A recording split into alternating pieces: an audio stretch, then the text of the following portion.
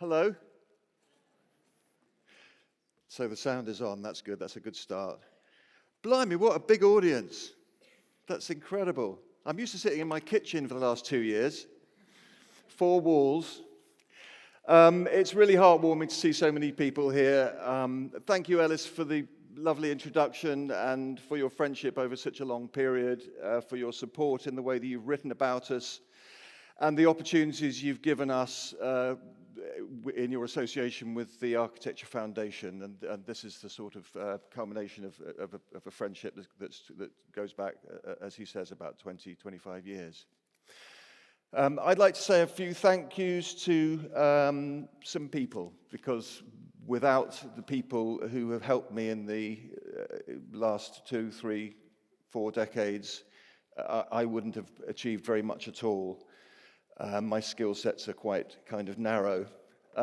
So the first thing I want to say is that our little office has employed, in the totality of the last 30 years, no more than 45 or 50 people, some of whom will be out there tonight, all of whom have remained friends, some of them great friends.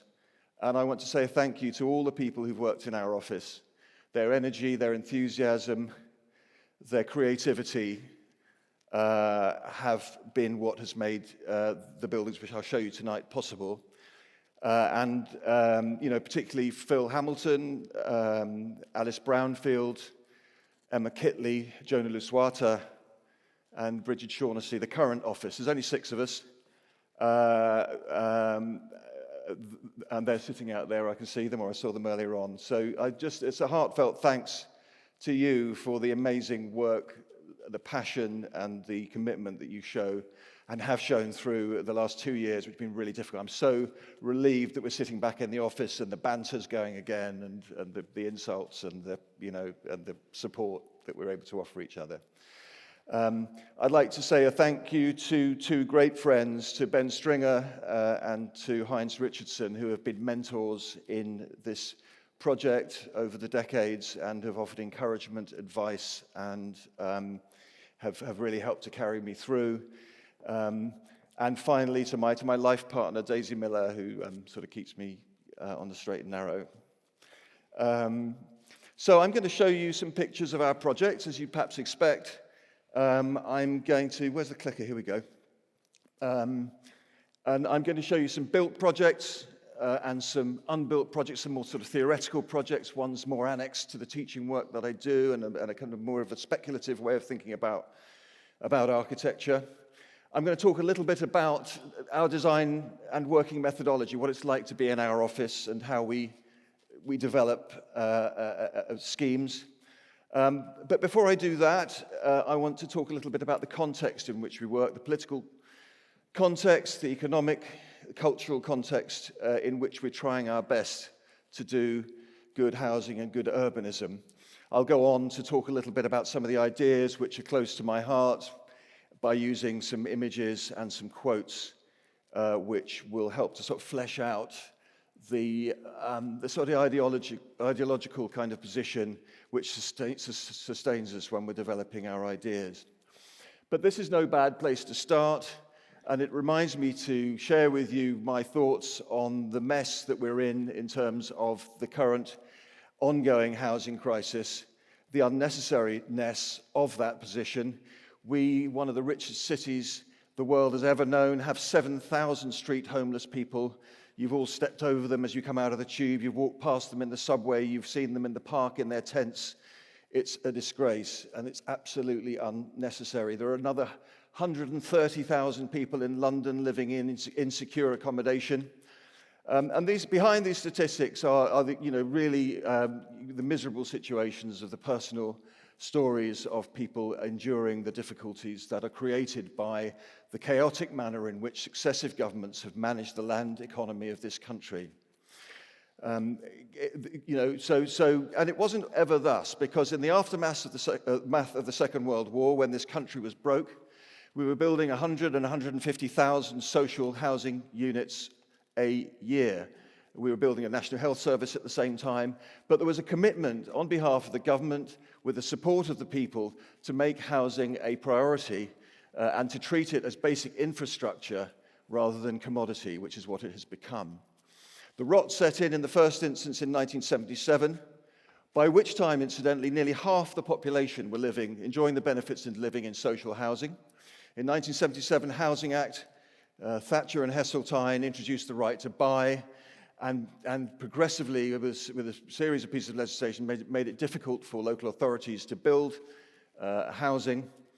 And with the right to buy has come the diminishing capacity in social housing in this country, such that by now only 15% of people enjoy the benefit of inexpensive housing in the social sector.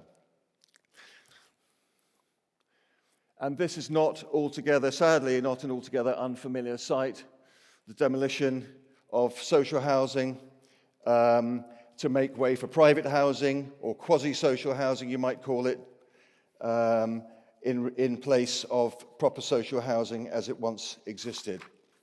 I want to read you, if I can find it, what dear old David Cameron had to say in 2016 when he was encouraging people to think about doing this. He said, "Post-war estates across the country are ripe for redevelopment.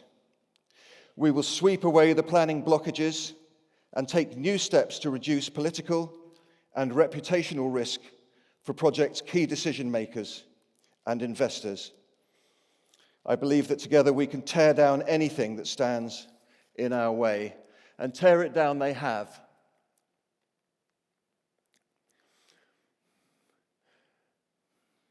So here we are in Battersea, but I could be showing pictures of Vauxhall, I could be showing pictures around Old Street and examples in North London, where the neoliberal economy, where global finance has swept through local areas, knocking down buildings and building this kind of stuff.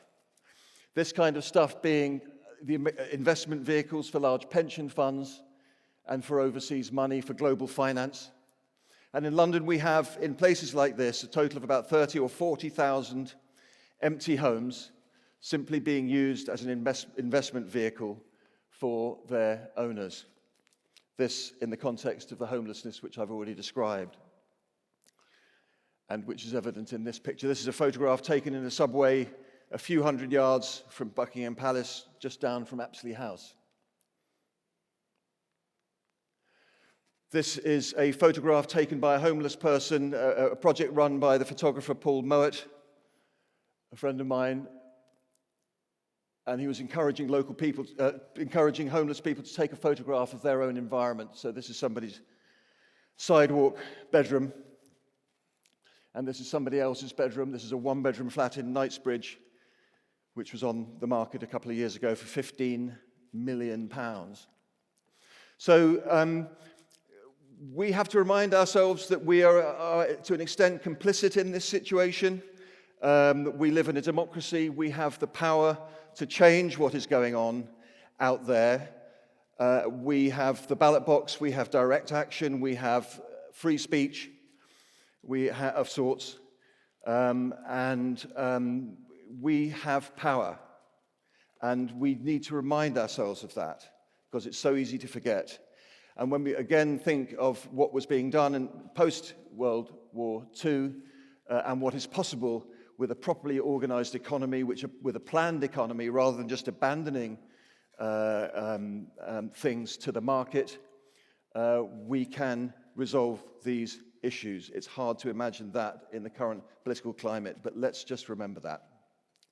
3 things I think could happen very rapidly which would help the situation. We could end right to buy. They've done it in Scotland, they've done it in Wales, but here in England it continues to deplete the social housing. Here I am kind of merrily, or our clients are merrily building the stuff, and in years to come it will simply drift away into the private sector.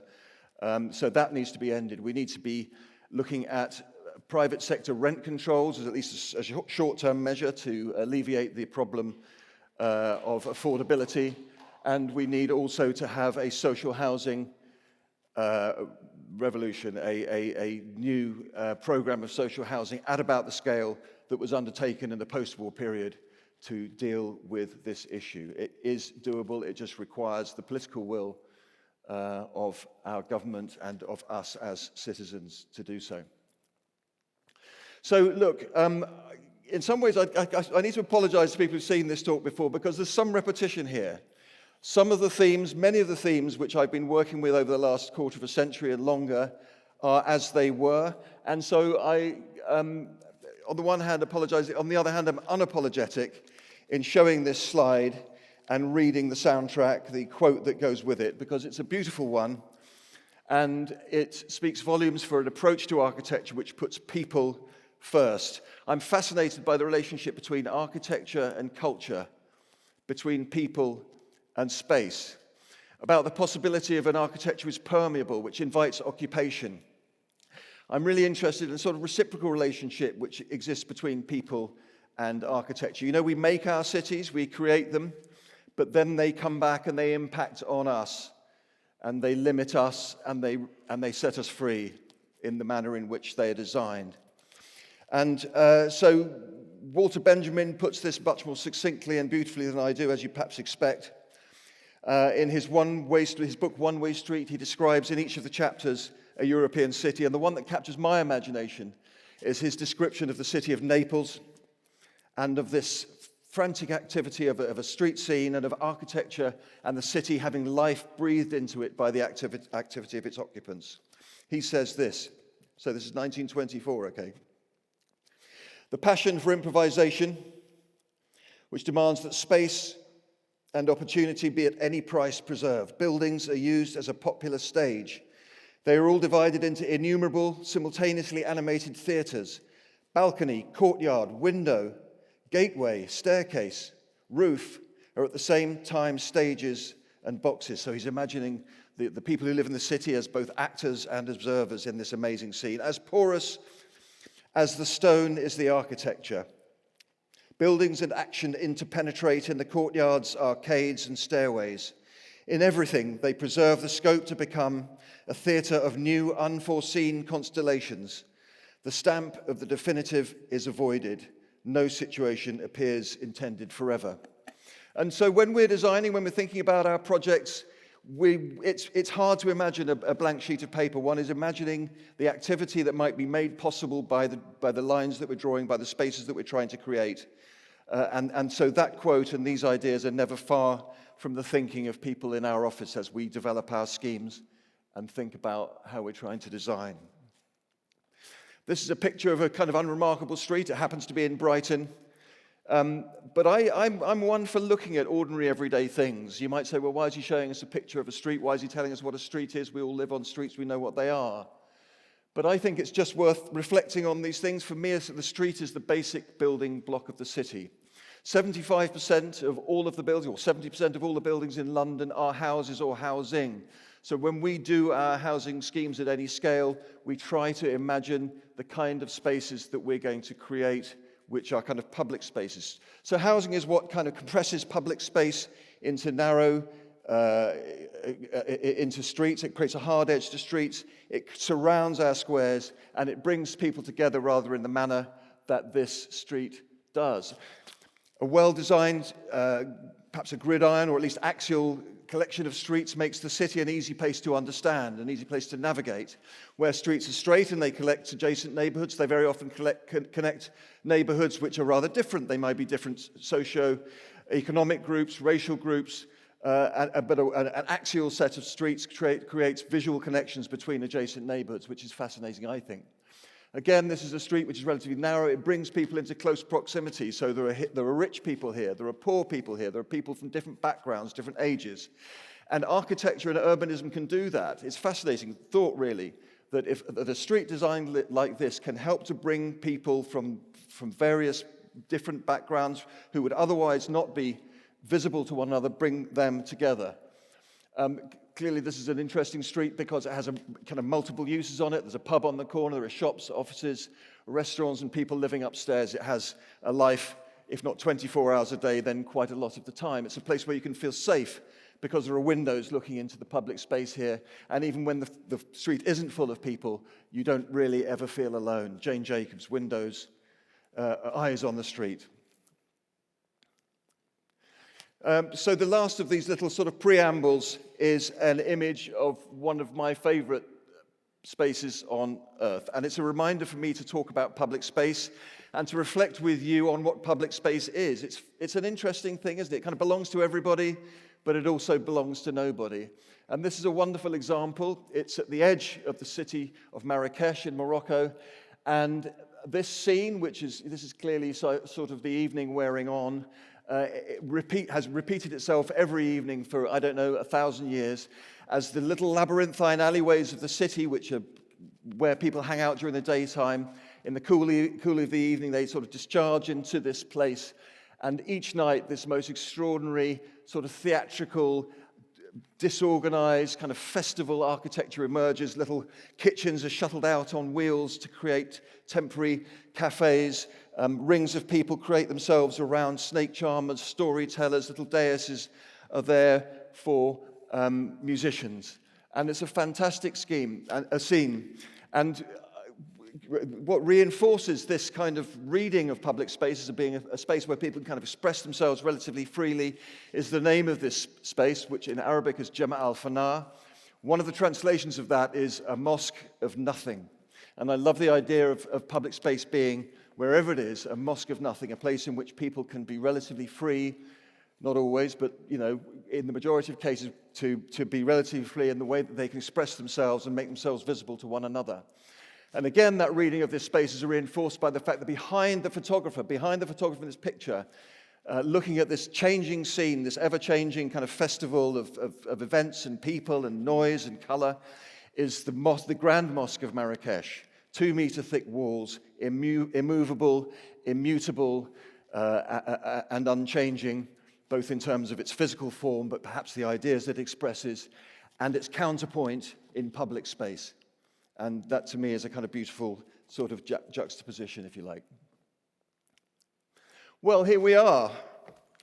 Home sweet home. Not quite home sweet home, but this is our shop front. And I'd like to read you another favourite quote of mine. And it's from the great Lina Bo Bardi. And you can find it in a book called Stones Against Diamonds. And in it, she's talking about shop fronts. And I'll just read it and you'll know what she's saying.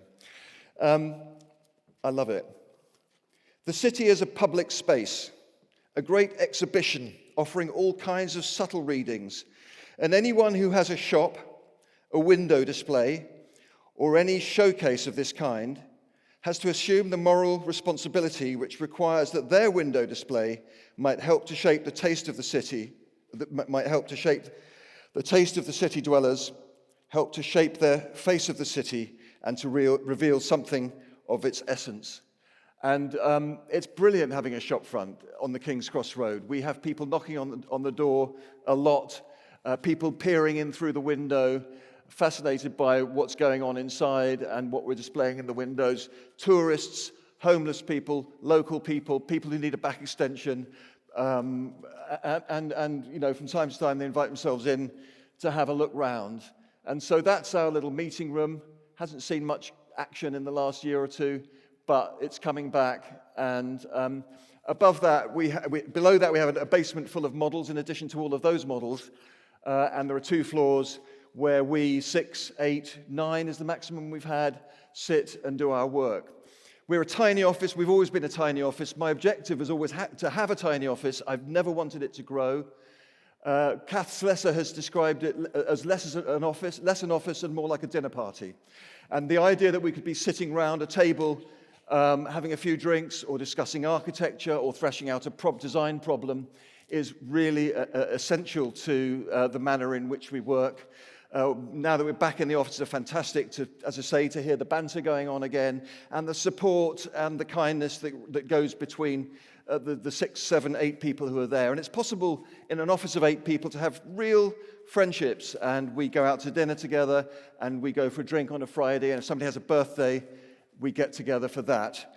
And it means that our office is incredibly efficient.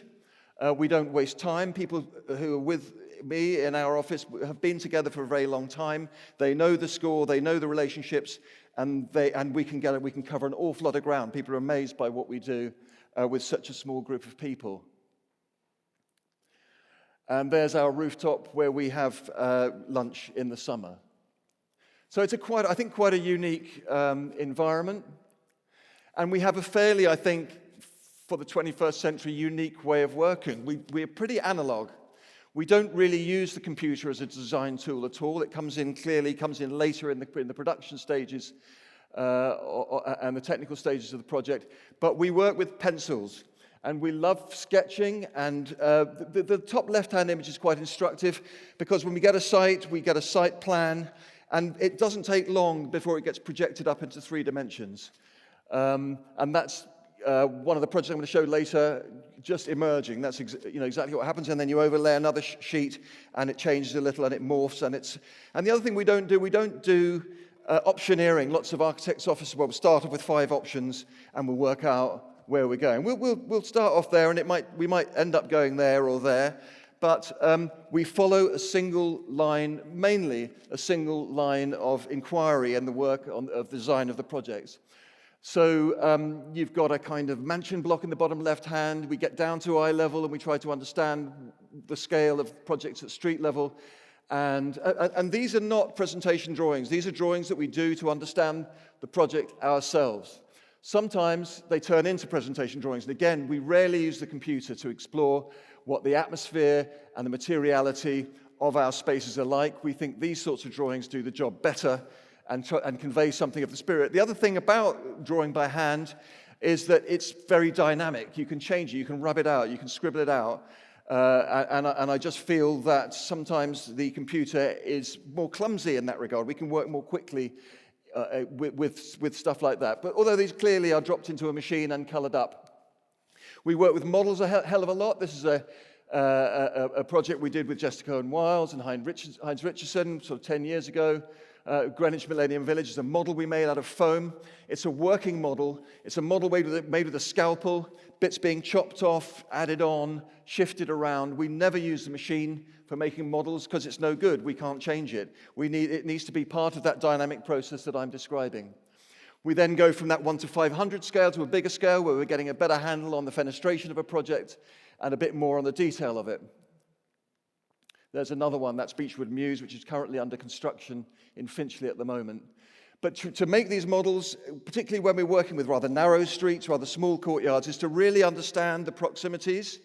And if something's too tight, we can pull it apart. And if we think there's scope for, tightening it up a little bit, we can do the same. And the model is part of that process. And finally, a sort of 1 to 50 foam core model, where we can start to look inside the project. So these are means of communication. They're really useful to work with people who aren't architects. People who are architects, because I don't really understand what a drawing means until I see it in 3 dimensions. There's a real impatience of wanting to get to this point and to see, how a project is really working. It's a 3-dimensional thing, architecture, and really the only way to design it, I believe, is in 3 dimensions. So let's talk about some projects. Ellis mentioned Donnybrook. And this was the project which kind of in a way broke us. There were 2 of us in the office at the moment. We had no right, at that time, we had no right to win it. It was a competition that 150 people, practices, the great and the good went in for, and we hit the jackpot. This is a good, there we are, look. So that's the site there. There are 2 cross-site routes, and they intersect at a public space in the middle there. The competition said it wanted some housing. And, the key with most competitions is to ignore the brief. Okay, we gave them some housing, but the thing across the middle of our competition boards was this scheme is a celebration of the public social life of the street. And indeed it was. Most of the schemes that were produced, many of them were sort of object buildings sitting in the middle of the site. We reversed that and created these public spaces in the middle. Oh, that's interesting. I hope it's just that one that's doing that. Yes, it is. Okay. Well, there you can see it in 3D. These are unusual, or they were at the time, unusual types. It's a reworking of something called the cottage flat. The cottage flat was an Edwardian house type which doubled up. It was a maisonette on the flat on the ground floor with a front door there, another front door there which led up to a maisonette up above. And that's what's happening here. That gate leads up into a first floor, an upper terrace, which serves this guy, and a front door which leads into a ground floor flat which has its courtyard at the back. Every single home here has its own front door on the street, and it has its own external space in the form of a courtyard or a substantially sized roof terrace. And that is an idea that came from many years of working, or many months of working on a housing estate in Haggerston, where residents who were living in really big blocks of flats said, we'd love to have our own front door on the street and not be sharing it with 100 other flats, and we'd love to have our own piece of outside space. And we discovered that in Tower Hamlets, where Donnybrook is situated, about 80% of the social housing at that time had no outside space at all. There is a number of other rather unorthodox things about Donnybrook, not least the fact that there are no front gardens. The street is the edge of the housing, and the housing is the edge of the street. And our client was worried about that, and in common with what we do an awful lot is we said, look, have a look at these historical precedents. This is an example in Brighton of what can happen when you put houses right on the edge of the street, and that's my house. And you know, you can, something magic can happen when people put their plants out and sit out on the street edge, particularly when there's no back garden, and there's no back garden here. So this is what I have, and it starts to create different kinds of relationships between the people who live on a street when they're occupying the space at the edge of the street rather than sitting in their back garden. Here's this historical example of the cottage flat. You know, you're going into that door and into that flat, into that door and up to the flat above. So they feel and they look like houses, but they're not houses. Another issue for our clients when we did Donnybrook, there was a concern and anxiety about roof terraces. And we took them down, Ellis mentioned Pullens buildings in Elephant and Castle, where these roof terraces at second and third floor level and the same sort of notched profile that you see at Donnybrook gave us confidence and our clients confidence that something like that could not just work, but be quite magical. So there we are. It looks like a CGI. It's not. It's the real thing, taken by Morley von Sternberg, a fantastic photograph from an apartment block nearby. And the wonders of Google Earth, isn't it incredible? So again, the model, this is a model made by Phil Hamilton's amazing piece of work, and was the way that we were really able to come to terms with the three-dimensionality, the very complex kind of matrix of spaces created by Donnybrook, by the project. There's the unit, if anybody's interested. So the green bit's the ground floor flat, the street's at the bottom, back garden, and here you go upstairs into this upper terrace, and the maisonette on the top two floors is that. So there they are, very sort of intimate relationship between the street and the interior, such that oriel windows project out over the street. They become like display cabinets. People put their cuddly toys in there or their flower arrangements, or they sit in there. But they're also a means by which you can look up and down the street and sort of survey the scene. And the top floor balconies, which are an addition to the outside space that they have in these first floor roof terraces, kind of first cigarette of the day type balcony. And, you know, there's lots of repetition in the project, but there's moments where something special happens, a corner is curved and reveals a view into a courtyard. There's a kind of an interest in the cinematic or the kind of picturesque, probably more accurately cinematic, as we move through the city, how space opens up before us and kind of is pulls us through. And I remember my very first trip to Rome as a young architect, having a powerful sense of the city, sort of in some way, strange way, sort of controlling one as views opened up and axes opened up. And one was going that way to get to the hotel, but one couldn't help kind of going and investigating down there. And I love the way that architecture can do that, both in interiors. Corbusier was the master of it, wasn't he, in his villas, but also in the city itself. The key to Donnybrook, its density is the very close distances back to back between the two terraces of houses. They face clearly out onto the street, but then there's only about 8 meters, which is what, here, between here and me and that chair there, between the backs of the houses. British, at least English planning law has very strict rules about these things, and it says that usually they should be 20 to 30 meters at the backs of houses, which means that terraced housing is very, very land hungry. But what Donnybrook does is it allows the ground floor flats to look straight back, and they're separated and given privacy by this wall, but the upper floor flats, as well as looking out over the street, look sideways, each into their own courtyard, and there aren't substantial windows in the back of the building, which means that we can pull them right together and get quite a high density with a building that's only 3 stories high.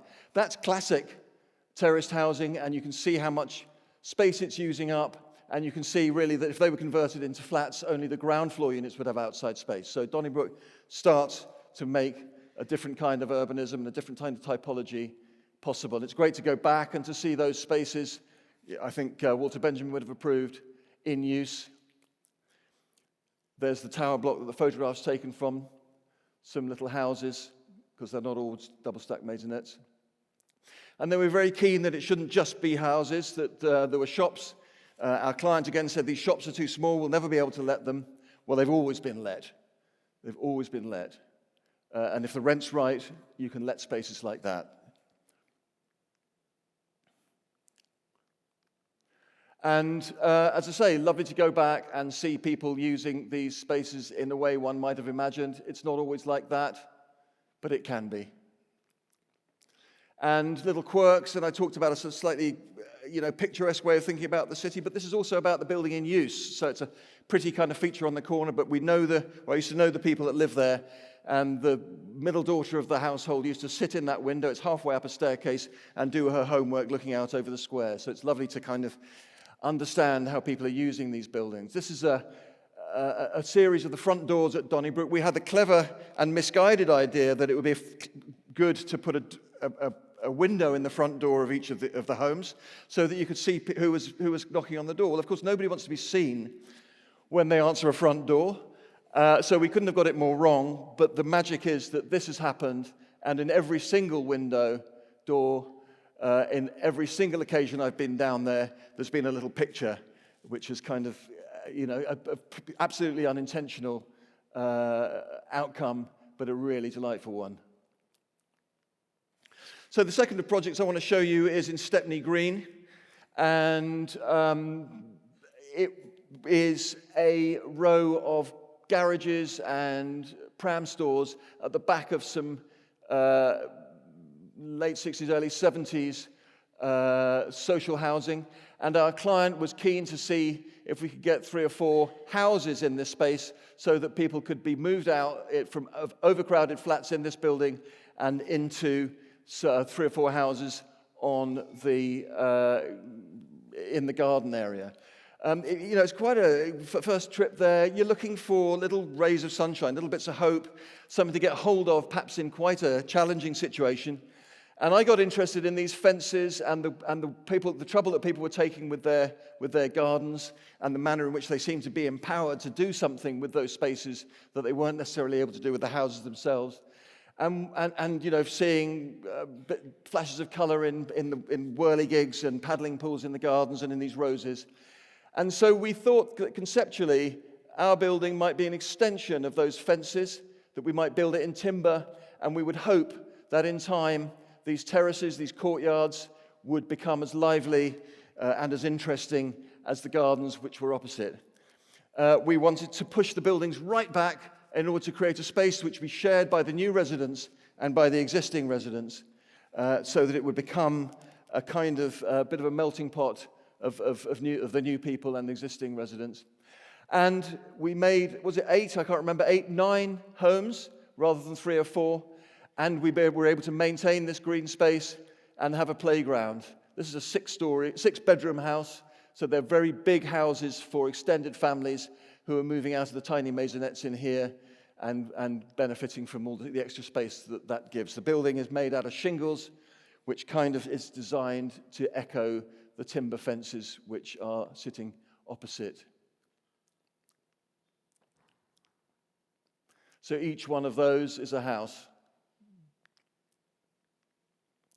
And again, it's lovely to go back and see what is happening and to find people using, as I say, not always, but sometimes these spaces just as one might have hoped. This is, I call it Pumpkin City. In the pumpkin season, this gets planted up and there's a smell of pumpkin curry coming out of these houses, and it's a kind of fantastic vibe down there.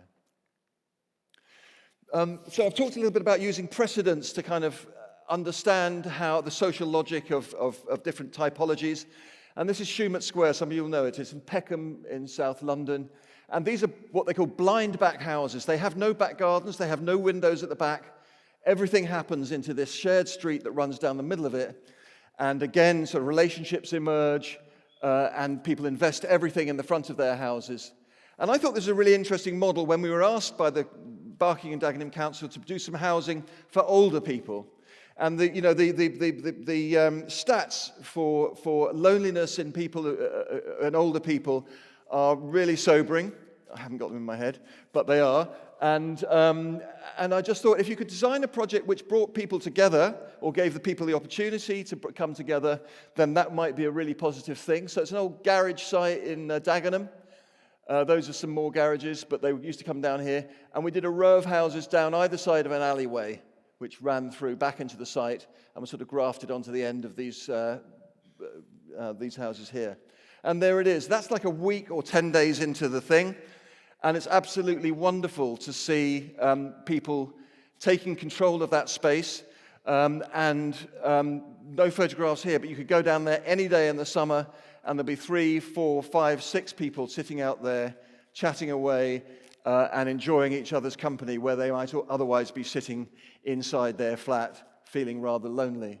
And it's really interesting to talk to these people. They're people in their 60s, 70s, and 80s, people who've grown up in the old East End and then been moved out in slum clearance into slab blocks. And their words, not mine, this is something for some of them of a homecoming, the idea of the street as being a space in which they can socialize and get to know their neighbors. So a really sort of gratifying outcome.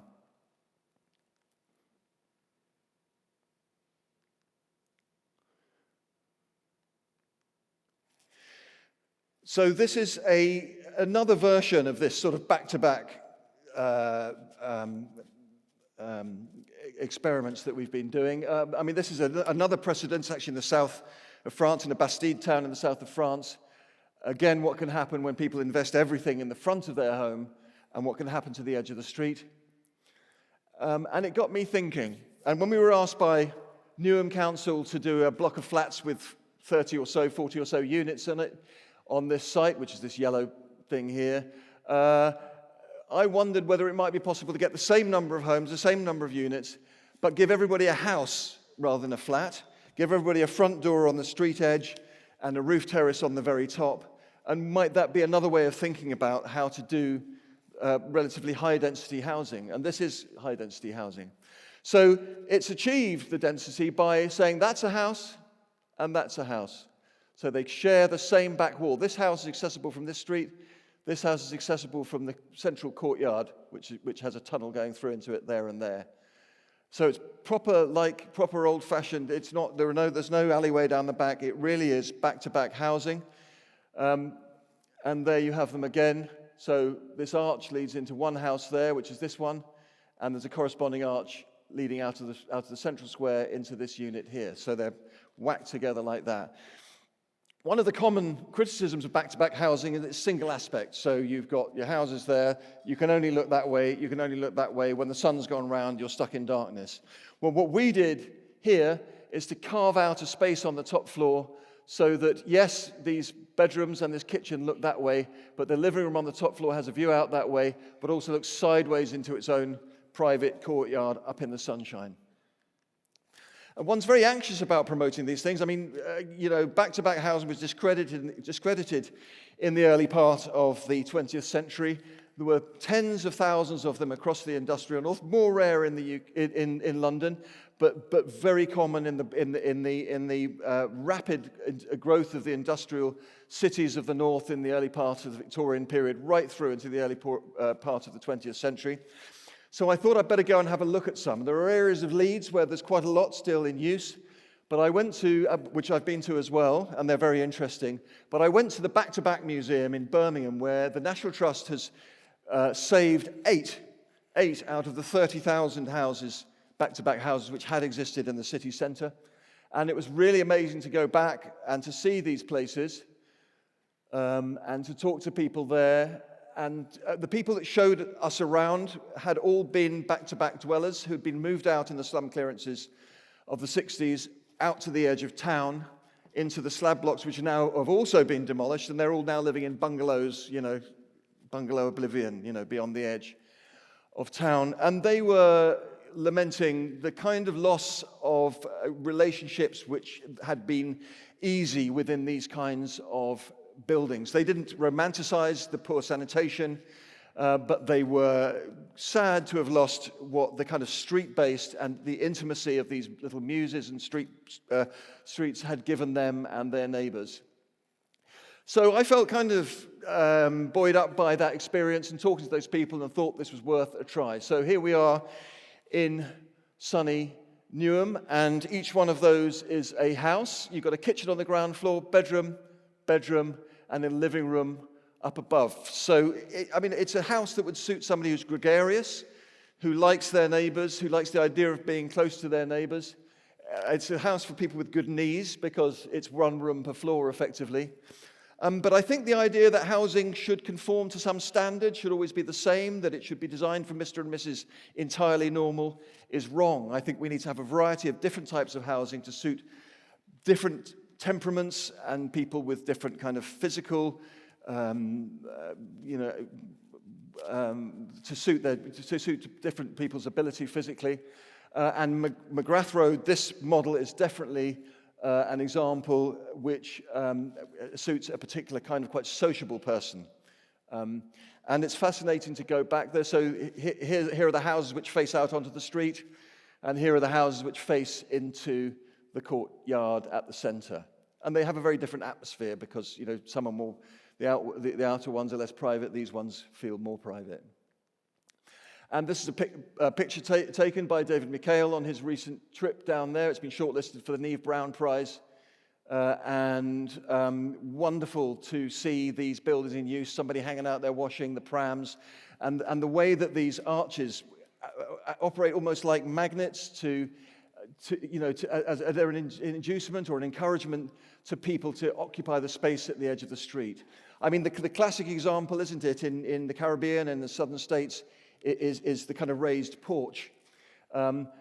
This is not something we can easily do in our country in the 21st century because of disabled access. But I like to think of these as being a bit like a stoop, a bit like a Caribbean porch, and a space where people can occupy or encouraged to occupy the space at the edge of the street. So these ideas we've talked about on a relatively small scale, but why I'm putting this slide up is because it's a slide which is about a project which is a bigger scale. This is also in Peckham. It's on an old petrol station site. It is, I think, 30 or so units, 30 or so homes. But we've taken as much trouble with the street edge as we would have done with a row of houses. And the problem with lots of apartment buildings is that there is a point of access which leads you into a core, a stairwell, and the relationship with the street, particularly in the kind of modernist idiom, is forgotten. And so what's happening is that these are all two-story maisonettes, which are accessible directly from the street.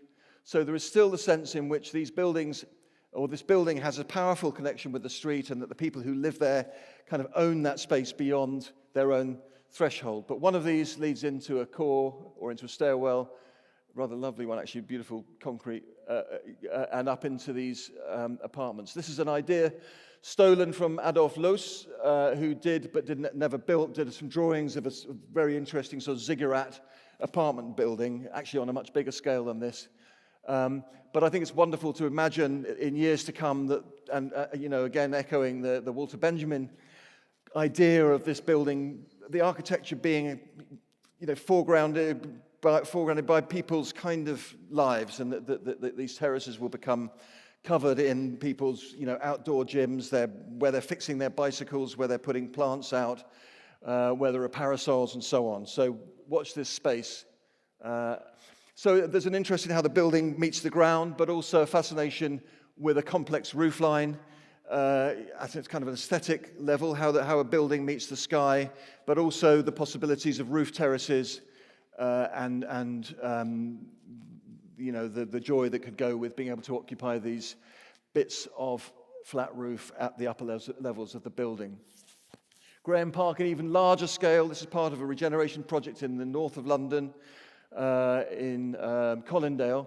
And again, a very big building, but a great emphasis placed on how it meets the ground. This is a colonnade which forms one side of a new civic square. There's the council offices are there, and opposite there's a community college. In our building, there's a post office and a supermarket. And so the buildings get bigger, but the emphasis that we're creating on how they meet the street is not lost. And neither is the idea of visual complexity. It's very easy when you're working at a bigger scale to go one line kind of simplifies everything. I was very eager here that this would be a building which you'd look at and you'd be puzzled by and you'd find interesting. You'd try to work out what's going on. In the middle of the block, at first floor level above the supermarket, there's a garden. And then everybody else has roof terraces and balconies.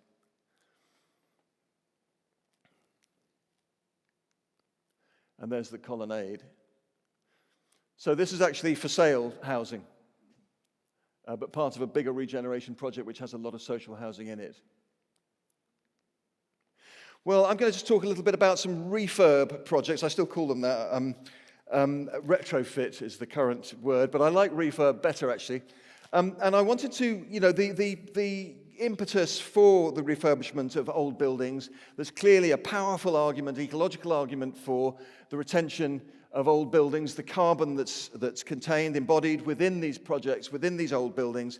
To lose that is I heard a stat which said that even if you're putting a very, very efficient new building on a site, it would take 30 years for that new building to counteract the lost embodied carbon which you would lose in demolishing the old building. So we have to have really good reason, I believe, to knock down old buildings from an ecological perspective. But there's another perspective here, and I wanted to share that with you. It's a quote from Jane Jacobs in an essay that she wrote called The Need for Old Buildings. Cities need old buildings so badly, it's probably impossible for vigorous streets and districts to grow without them. Not museum piece old buildings, not old buildings in excellent state of rehabilitation, but a good lot of plain, ordinary, low-value buildings, including some run-down old ones. If a city area has only new buildings, the enterprises that can exist there are automatically limited to those that can support the high cost of new construction, paying a relatively high overhead, smaller, lesser profitable businesses and households that can only manage low rent are displaced. So I think there's a social and an economic argument for old buildings as well.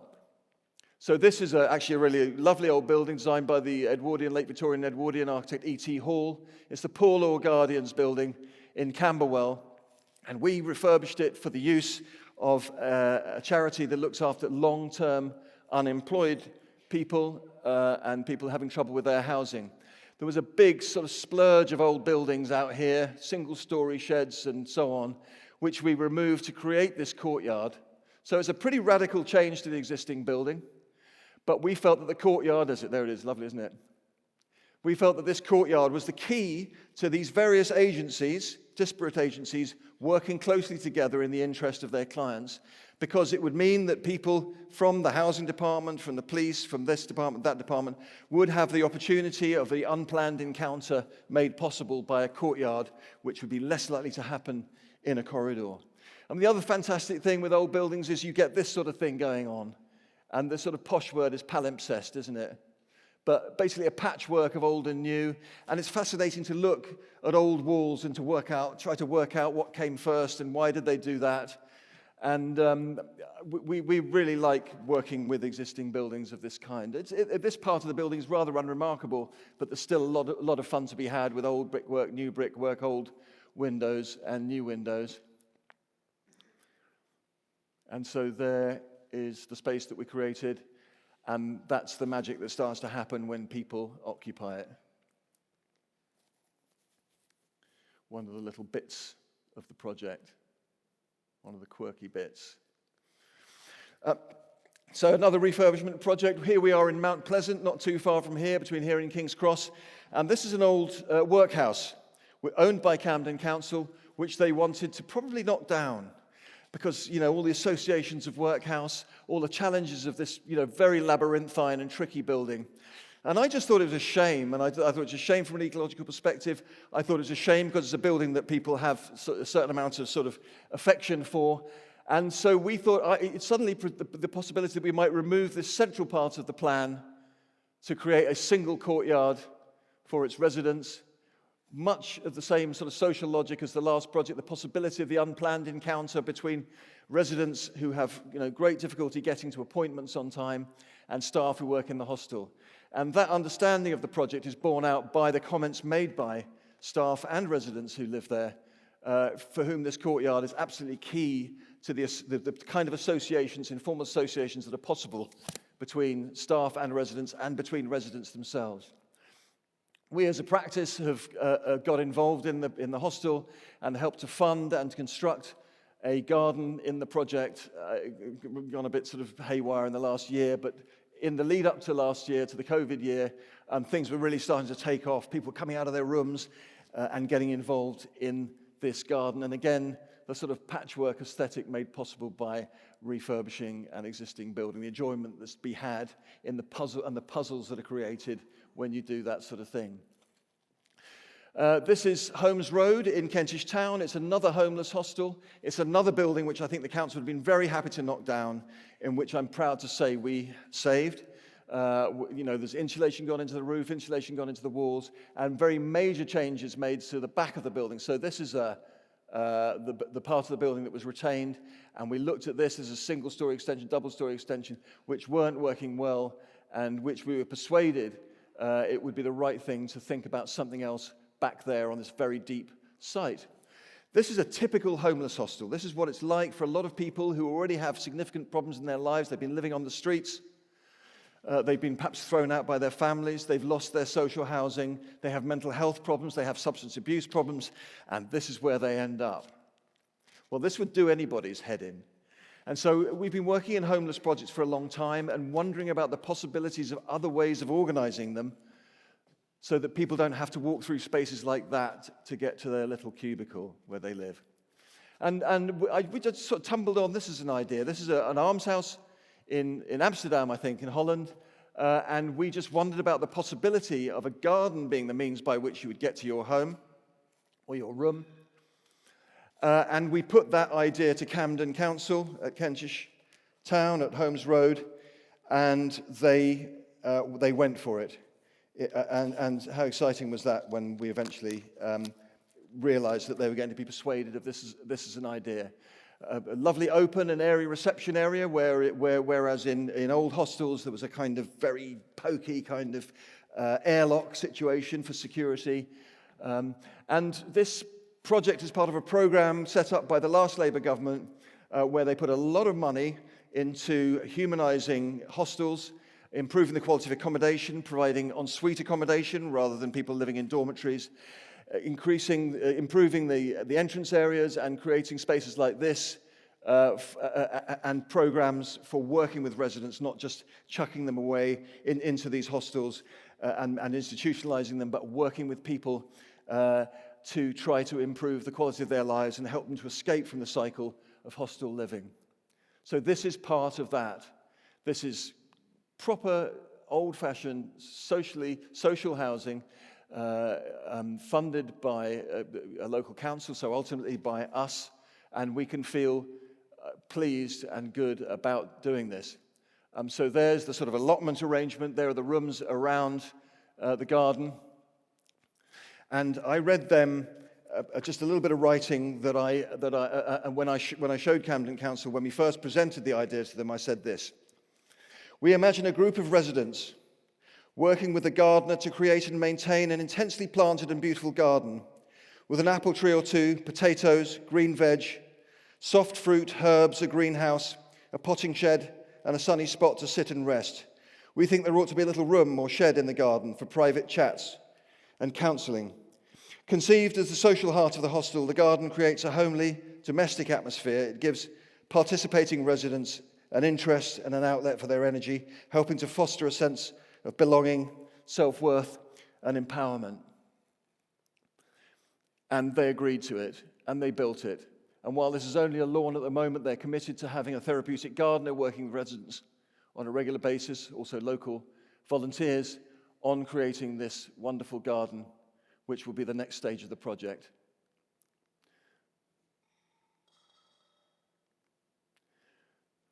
There's one of the little houses that we've made, a kitchenette, a tiny dining table, a shower room, and up on top of the shower room, a platform with a bedroom up above. There's the view into it and a view back out of it. So I'm going to rattle through some recent projects now before we finish with some paper projects. This is, we're now in Enfield, and this is a row of terraced houses facing a street that way, and a row of little courtyard houses for people with mobility issues facing into a mews at the back. There it is early one morning. And again, a great deal of care taken over the threshold with these arches and with this pretty kind of wall, perforated wall, a jali wall as we call it. I just came back from a trip to India with the students, and that was what happened. And there it is again.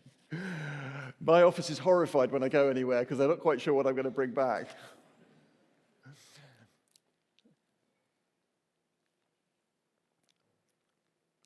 Here we are in Finsbury Park, a site which the planners said was undevelopable because it was so much in other people's gardens. And again, our little peculiar notched terrace, our courtyard, introverted dwellings, came to our rescue. And we were able to put, I think, 10 little 2-bedroom, 2- and 3-bedroom houses on the site on little cobbled mews. There's one of the interiors. Here we are in Greenwich on Rochester Way. And a little mews project again, courtyard housing, sort of terrace courtyard hybrid housing facing onto a green. You can just see how low density the housing in the area is and what we've managed to get on there, giving everybody an outside space, but also the use of these various greens around. Apartment blocks at either end of the street, courtyard houses along the mews, taller buildings facing onto the green, and a pub, amazingly, and a brewery. Not bad for a social housing project. And here we have another project in Greenwich. This is a kind of reworking of the back-to-backs to create little courtyards at the back. Nicely sloping site. And lovely to go and find people making it their homes. A peculiar site, one of the most tricky sites we've ever had, probably no wider than this stage. And Barbican Council said, do you think you can get a couple of houses on it? And we did these strange side-to-side houses. So this one faces this way onto this street, that one faces that way onto that street. There's the site as it was, challenging, you might say, a grass verge, you might say, but there's lots of those around London. Some of them not used, and this one definitely wasn't used. There's a kind of park just out of shot over here. So this was kind of a dog shit area. And, you know, that's quite interesting, going from that to that, which it was as easy as that. But little courtyard houses, again, for people downsizing out of the housing block over here into this little 1-bedroom houses for people downsizing.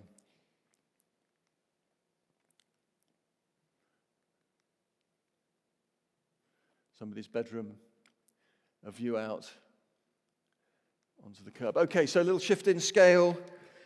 And where did I put that? Okay, so people say, well, we never see enough interiors of your project, so you asked for it. I'm going to read you a quote that I love from Michel de Certeau, and he says in his book, The Practice of Everyday Life, and you'll have picked up by now that I like everyday things, and sometimes the strangest things are everyday things. He says this in his 1974 book, The Practice of Everyday Life: space is practiced place, everyday narrative, a word caught in the ambiguity of actualization, on streets, in apartments, in the most intimate of domestic habits. So this is a project done on a very low budget, you'll have perhaps gathered. Some couple of taps which we bought from a hardware store, some copper pipe, a shelf for some matches, a table that Ben Stringer and I made out of traffic cones and an old sheet of glass that we found on a building site. a door, an idea I ripped off from Yves Klein, who did a painting called Mono Gold Door. Well, I got some brass plate, a glass leaf, and covered the inside of this door. So every day you leave the house, this is the front door. As you leave the house, you're walking out into the world through a golden door. And, the promise of a new day. And a tap made from other taps, and gas burners turned into a cooker, and a table made out of an old doorstep and some radiators. So I said of the project, the gadget apartment celebrates everyday things and ordinary domestic rituals. It's homespun, assembled from oddments found in local skips, tips, and junk shops. Stuff left lying around. Cheap, handy, bespoke, the residue of previous construction and destruction. So I'm going to show you some paper projects and then we'll be done. Pub. So 5 minutes. So here we are in Mount Pleasant, and it's the contested Mount Pleasant post office site.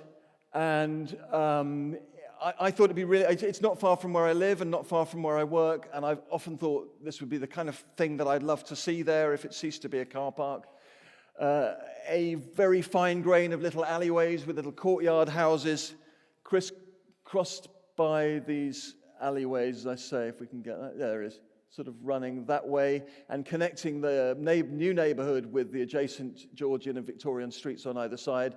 Another route that goes through here, which follows the historic line of the Fleet River.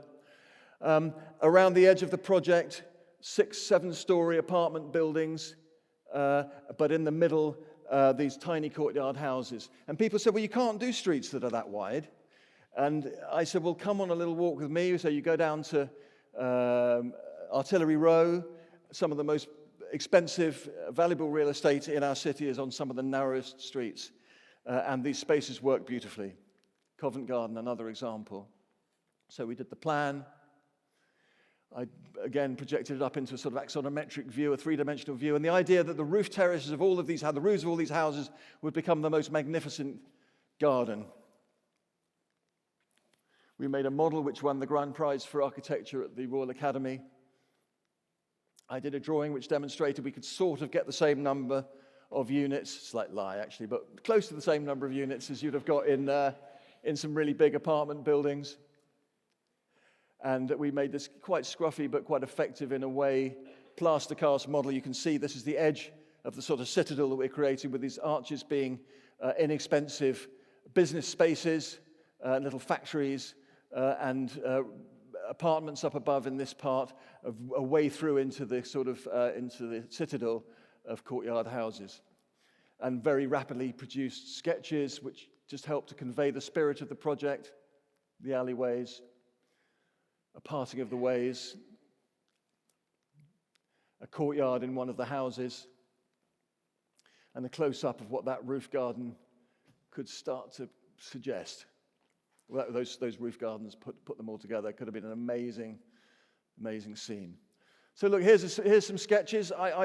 It's a really important part of being an architect for me is to step outside of the here and now and the constraints presented by the economy and the culture that we currently enjoy and are part of, and to imagine something a little different, both in terms of the life that might be led in these little kind of villages or towns, the house typologies, the construction methodologies, very limited in the work in the world that we occupy.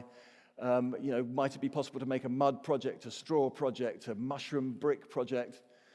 So these ideas are in my sketchbook, but from time to time find their way into the work that we do as an office. But it's lovely to be able to escape into this other world and to think about these things. And some of you will know that project, and that project as well. And it really is strange how they. We're doing a project in Portobello at the moment of really colourful terraces of houses. Partly because that's the context of Portobello terraced, stucco terrace houses, but partly I think because this is a model we'd made in the previous year, which kind of made that idea jump into our minds. This is a sequence of models made by a great friend of mine, Millie Green, who was also a year out student last year, and she made these lovely ceramic models and fired them. So this is the last image, and I want to leave you with, I'll tell you what it is first. It's a village in a box, and it's the idea of a mud village in the Wiltshire countryside, which is a cooperative farming village. So again, it steps out of the here and now, and it wonders about another way of organizing our economy, our society, of a way of farming and people being embedded in the landscape which they occupy, both because their buildings are made out of the material which they find there and because they're working within the countryside. Village VK3C is a farming cooperative village located in the Wiltshire countryside. The village measures about 70 metres by 70 metres, and it sits at the centre of an 80 acres of farmland. The front doors of 50 or so little mud houses open out into 6 cosy alleyways which converge at a tiny square where there is a meeting house. The village is built out of earth dug from the ground on which it stands, and together the community works on the land to grow the food which sustains it. And the thing that makes me think about things in these ways and to think more in a more kind of substantial and speculative way about the way that we live is the belief that we do have to make really substantial changes in the way that we organize things. I think putting insulation in walls is not enough. It's part of the picture, but to think more speculatively about the way we live is something that we simply have to do, and it's something that we as a society, and perhaps we as architects, don't do enough. It's something that an earlier generation of architects used to be much more happy to do, and to speculate about the kind of society and the kind of economy and the kind of relationships which architecture and different types of urbanism can create. And I'm thinking of the sort of high modernist period of the interwar and actually pre-war period. And so I'm going to leave you with a quote which I think is a wonderful call to arms by Lewis Mumford, taken from his book, 1938 book, The Culture of Cities, written at a time when there were massive challenges, social, economic, but people weren't frightened to think, in a kind of heroic way about what might be possible. So this is Lewis Mumford, and this is where it ends. Instead of clinging to the funeral towers of metropolitan finance, and he could be writing it now, couldn't he? Instead of clinging to the funeral towers of metropolitan finance, ours to march out to newly ploughed fields, to create fresh patterns of political action, to alter for human purpose the perverse mechanisms of our economic regime, to conceive and to germinate fresh forms of human culture. We must erect a cult of life, life in action as the farmer and mechanic knows it, life in expression as the artist knows it, life as the lover feels it and the parent practices it, life as it is known to men of goodwill who meditate in the cloister, experiment in the laboratory, or plan intelligently in the factory. Thank you.